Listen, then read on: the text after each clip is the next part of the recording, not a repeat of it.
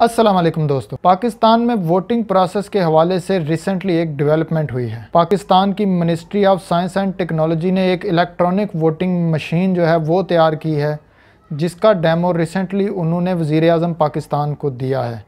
इससे उनका कहना है कि पाकिस्तान में ये जो वोटिंग का प्रोसेस है ये साफ़ और शफाफ हो सकेगा। Ministry of science and technology के वज़ीर शिबली फराज ने रिसेंटली वज़ीर-ए-आज़म को ब्रीफ करते हुए बताया कि ये मशीन ना तो हैक हो सकती है और ना ही इसका डाटा चोरी हो सकता है, क्योंकि इसमें इंटरनेट का कोई कनेक्शन मौजूद नहीं और ना ये मशीन कोई सॉफ्टवेयर इस्तेमाल करती है। अगर ये प्रोसेस असम्बली से पास हो जाता है और तमाम स्टेक होल्डर्स, हुकूमत, अपोजिशन और इलेक्शन कमीशन इस पर राज़ी हो जाते हैं तो ये पाकिस्तान की तारीख में एक इनकलाब की हैसियत रखेगा, क्योंकि पाकिस्तान में हमेशा से इलेक्शन मुतनाज़ा होते हुए आए हैं। जब भी कोई दूसरी पार्टी इलेक्शन हारती है तो वो ये चीज़ मानने से इनकार कर देती है कि वो जेन्युइन तरीके से इलेक्शन हारी। आइए देखते हैं कि अगर ये कानून असेंबली से पास हो जाता है तो आम लोग वोट कैसे कास्ट कर सकेंगे। तकरीबन तरीकाकार सेम ही है। जैसे ही कोई शख्स अपना शनाख्ती कार्ड लेकर प्रिजाइडिंग अफसर के पास जाएगा और प्रिजाइडिंग अफसर उसके वोट का दुरुस्त अंदाज देखने के बाद उसके अंगूठे पर एक परमानेंट स्याही लगा देगा, जैसे कि हमेशा होता है। लेकिन इसके बाद प्रिजाइडिंग अफसर अपने पास पड़ी हुई एक मशीन में से स्टार्ट का बटन प्रेस करेगा और वोटर को बूथ के दूसरी साइड पर जो मशीन पड़ी होगी वहां भेज दिया जाएगा। और जैसे ही प्रिजाइडिंग अफसर स्टार्ट का बटन प्रेस करेगा वो मशीन ऑन हो जाएगी। वोटर के सामने तमाम उम्मीदवारों के निशान और बटन आ रहे होंगे, जिसमें से वो अपने पसंदीदा उम्मीदवार का इंतखाब करेगा। इसके बाद पास ही पड़ी एक प्रिंटर मशीन से आपका वोट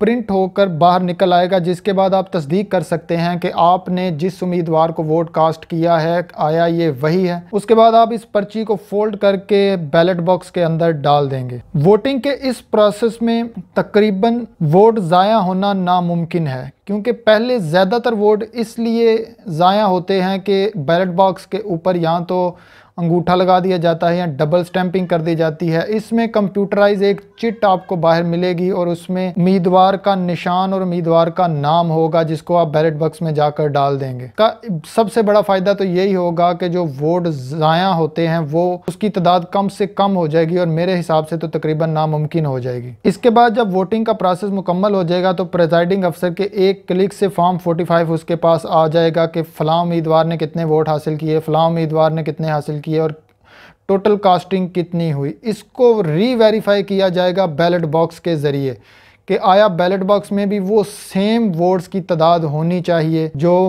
फॉर्म 45 के ऊपर आई है। इसके बाद पोलिंग एजेंट्स की मौजूदगी में फॉर्म 45 और बैलेट बॉक्स के वोटों को टैली किया जाएगा। इसके बाद प्रिजाइडिंग अफसर मशीन को सील कर देगा और उसके अलावा कोई वोट कास्ट नहीं हो सकेगा। सबसे अच्छी बात यह है कि ये मशीन पाकिस्तान मेड है और कॉमसेट्स और नेशनल यूनिवर्सिटी ऑफ टेक्नोलॉजी ने मिलकर इस ईवीएम को बनाया है और पाकिस्तानी रुपीस में इसकी कॉस्ट तकरीबन 75,000 फीकस है और पूरे मुल्क में जनरल इलेक्शन करवाने के लिए तकरीबन 7 से 7.5 लाख मशीनें इस तरह की चाहिए होंगी। इससे मिलता जुलता एक सिस्टम हमारे हमसाया इंडिया में पाया जाता है, तकरीबन सेम सिस्टम है और आप देख सकते हैं कि वहाँ जितना शोर शराबा हमारे यहाँ इलेक्शन पर होता है इंडिया में नहीं होता। यहाँ तो तकरीबन हर इलेक्शन में जब कोई दूसरी पार्टी हारती है तो वो धांधली का इल्ज़ाम लगा देती है, लेकिन इंडिया में लार्जली ऐसा नहीं होता और वहाँ की अपोजिशन के मुद्दे और होते हैं बनिस्बत धांधली के। जैसे कि रिसेंटली आपने कश्मीर के इंतखाबात में देखा होगा कि मुस्लिम लीग नून को हालांकि तीसरी पोजीशन मिली है, लेकिन फिर भी वो कह रहे हैं कि हम यहाँ हुकूमत बना रहे थे और हमारे साथ धांधली हो गई।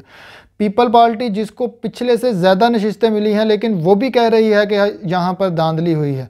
और पीटीआई जो है वो क्योंकि 25 सीटें हासिल कर गई थी, जिसकी वजह से वो कह रहे हैं नहीं इलेक्शन बड़े साफ़ एंड शफाफ हुए हैं। लेकिन अगर यही इलेक्शन पीटीआई हार जाती या पीपल पार्टी भी हार जाती तो उन्होंने कहना था कि धांधली हुई। मतलब पाकिस्तान में तो यही है कि जो जीतेगा उसके लिए इलेक्शन शफाफ हैं और जो हारेगा वो कहेगा कि इलेक्शंस में धांधली हो गई है। अभी तो सिर्फ वज़ीर-ए-आज़म को इसका डेमो दिया गया है। इसके बाद शिबली फराज का कहना है कि इलेक्शन कमीशन, पार्लियामेंट और मीडिया के सामने भी इसको रखा जाएगा ताकि लोग भी इस टेक्नोलॉजी को समझ सकें। टेक्नोलॉजी के मामले में ये एक बहुत बड़ा इनकलाब है पाकिस्तान में और हम उम्मीद करते हैं कि आने वाले वक्त में जब हम अपना वोट कास्ट करेंगे तो वो ईवीएम के ज़रिए ही करेंगे। उम्मीद करता हूँ आपको मेरी ये वीडियो पसंद आई होगी। अगर पसंद आई है तो लाइक करना मत भूलिएगा और सब्सक्राइब का बटन प्रेस कर दीजिएगा। मुझे दीजिए इजाज़त।